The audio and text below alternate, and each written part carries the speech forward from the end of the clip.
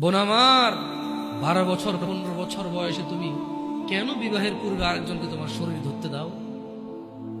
আর যুবক ভাই আমার, কি বলিস কি তুই? এই পৃথিবী আর পৃথিবীতে যা আছে এর চেয়ে মূল্যবান হচ্ছে এই মেয়েটা। তো এরকম মূল্যবান একটা জিনিস ওর ধরে ছুঁয়ে তুই ওকে ওর মূল্য কমিয়ে দিবি? এত বড় জুলুম ওর প্রতি তোর! তুই আল্লাহকে ভয় করিস না তাই বলে এতটা? কি বলিস তুই? তুই কি কারো গাড়ির গ্লাস ভাঙছিস জীবনে? না। কেন ওর লস হবে? তুই কি কোনোদিন কোনো মানুষকে ঘুষি দিছিস? না। কারণ তাহলে ও বেচারা কষ্ট পাবে। তুই কি জীবনে কারো পেটে ছুরি ঢুকাই দিছিস? না। ও মরে যাবে, তাহলে ওর ফ্যামিলি ক্ষতিগ্রস্ত, লসে পড়ে যাবে। তুই কি কারো টাকা মারছিস কোনোদিন? না। তাহলে ওর ফ্যামিলি টাকার কারণে কষ্ট পাবে। তাহলে তুই কেন তুই এত ছোট ছোট বিষয়গুলো খেয়াল রাখিস যে আরেকজনের লস হবে? তাহলে তুই এই মেয়েটার জীবনটাকে তুই কি করলি? তুই পুরো পৃথিবী আর পৃথিবীতে যা আছে সবকিছু বিক্রি করলে যে সম্পদ হবে, সবকিছু অর্জন করলে যে অর্জন হবে, এর চাইতে মূল্যবান তুই ওকে সতীত্ব থেকে বের করে নিয়ে আসলি। তুই তোর সামান্য ডিজায়ার ফুলফিল করার জন্য, যেটা আল্লাহ তোর জন্য বৈধ করেছে, কবুল বললে তোর বাপের দোষ, আল্লাহর তো দোষ না। তোর বাপের দোষ, সমাজের তো দোষ না। তোর বাপ তোকে বিয়ে করে না ভাই আমার। তোর বাপ মনে করে তুই ছোট, 18 বছর বয়স তোর বাপ মনে করে তোর বাপ 16 বছর বয়সে হস্তমৈথুন করছে, তোর 22 বছর, তুই এখনো ছোট নুনু খাস, দুধু খাস। তোর বাপের অজ্ঞতা, ইসলামের দোষ দিবি কেন তুই? এটা তোর বাপ 13 বছর বয়সে চাস্তবন জাটতবন নিয়ে পালাই গেছে, এরপরে সবাই মিলে ধরে আনছে। এরপরে তোর বাপের তোর দাদারা বলছে কলিযুগ শেষ হয়ে গেছে। 20 বছর আগের কথা বলতেছে। তোর বাপ 14 বছর বয়সে লুকায় লুকায় খেরেছি ওই কি। আরে ভাই, আপনি শহরের ভাই, শহরের বয়স করতে হয়েছে, হ্যাঁ? আর সব মানুষ শহরে গেলাম, আমি দেখছি তো ঢাকা শহর খালি হয়ে যায় কেন তাহলে ঈদে? আমারে বলেন না যে আমরা না ঢাকা শহরে থেকে কিছু বুঝি না। হ্যাঁ, এবার বলবেন না আমাকে, আমি বাংলা পারি না, একটু পারি, এবার বলার দরকার নেই আমাকে। না, আমরা জানি আপনার সব মানুষই গ্রামে, ঢাকা শহর ঈদ হলে সব খালি হয়ে যায়, ওই যায় না।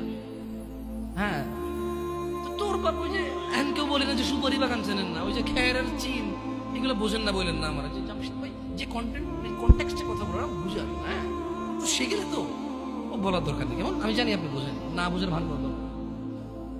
আচ্ছা, তো তোর বাপে 14 বছর বয়সে এই বাঁশবাগান আশবাগানে যে জেনায় লিপ্ত ছিল, তোর বয়স 25, এখনো ছেলেটা বড় হয়নি। দোষ ইসলামের এখানে?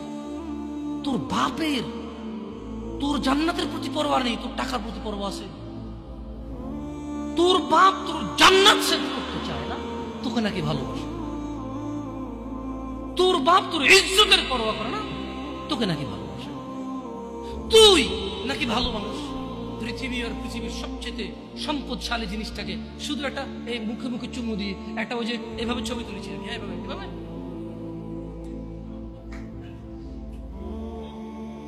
এরপরে ফোল্ডার বানায়, ফোল্ডার লক করে রাখছে যাতে কেউ না জানে।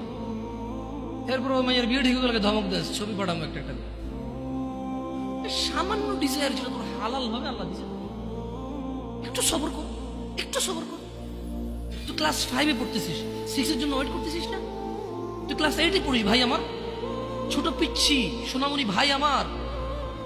তোকে আমি আমার মাথায় রাখি, তুই বলছিস রাগ করিস না। তুই বললে আমি না, অত তো সিনেমা নাটক দেখি না, তোরাই কস। তুই বললে আপন, তাকে আপন করে বলতেছি। আবার কইস না হুজুরের ব্যবহার খারাপ। উনি তুই করে কেন বল, উনি এভাবে কেন কথা বলেন, নিজেকে কি মনে করে? না, তোরাই ডায়লগ দিস। আসলে তুই বললে আপন মনে, আমি এই জন্য ভাই তোরা আমার একটু তুই বললে আপন। আমি তো সৌদি আরব বড় হয়েছি, আমি তো দেশে বড় হইনি। আমি আসার পরে সব ডায়লগ দেখছি। আসলে আপন জনকে তুই বলে, হ্যাঁ তুই বললে আপন মনে, আমি তোরা আপন মনে করি। 1450 বছর আগে আল্লাহ আমার কাছে তুই আমার ভাই, কত আপন তুই চিন্তা কর। তোরা তুই গুমরা কারা গুমরে ভাই আমার? তুই আমার আচরণে যাইস না। হ্যাঁ, তুই আমার কত পুরনো ভাই তুই জানিস? আমার মায়ের পেটের ভাইটা আমি যেদিন জন্ম হয়েছি বুঝতে পারছি, সেদিন আমাকে আমার বাপ মা, আমার পরিবেশ বলছিল আমার মায়ের পেটের ভাই। কিন্তু অ্যাজ এ মুসলিম তুই আমার ভাই 1450 বছর আগে এটা ঘোষণা হয়ে গেছে পৃথিবী।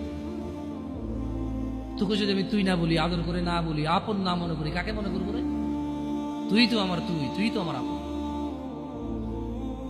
এমন করিস না ভাই আমার, তোর বয়স সবে 14 বছর। একটু অপেক্ষা কর, একটু অপেক্ষা কর। তোর বাপ বিয়ে করেছে, তুই পৃথিবীতে আসছিস, তুই এমনি এমনি আসিস না। তুইও বিয়ে করবি, তুইও পৃথিবীর সমস্ত সুখ পাবি ইনশাআল্লাহ। তোর ছেলে সন্তানও এমনি এমনি আসবে না। তুইও আল্লাহর দেওয়া নিয়ামত উপভোগ করবি এবং আল্লাহর প্রশংসা করবি। অপেক্ষা কর ভাই আমার, অপেক্ষা কর। খবরদার, বেখেয়ালি হওয়া যাবে না, বেখেয়ালি হওয়া যাবে না। আর নিজের সামান্য ডিজায়ারকে ফুলফিল করার জন্য পৃথিবীর সবচেয়ে দামি সম্পদটাকে সবচাইতে সস্তা নিকৃষ্ট করে দেওয়া যাবে না। কেমন? বিয়ের পূর্বে কোনো মেয়ের গায়ে হাত দিবি না ভাই আমার, খবরদার। বিয়ের পূর্বে কোনো মেয়ের সাথে কথা বলবি না, খবরদার। তোর যোগ্যতা নেই ওর সাথে কথা বলার। তুই কে রে? বামন হয়ে চাঁদের দিকে হাত বাড়াবি না। আমার বোনরা চাঁদ। ওয়াল্লাহি যেদিন ইসলামী শাসন আসবে, যেদিন ইমাম মেহেদী আসবে, যেদিন ঈসা আলাইহিস সালাম আবার আসবে, ওনার বন্ধের উপর যারা হাত দিবে উনি হাত কেটে ফেলবে।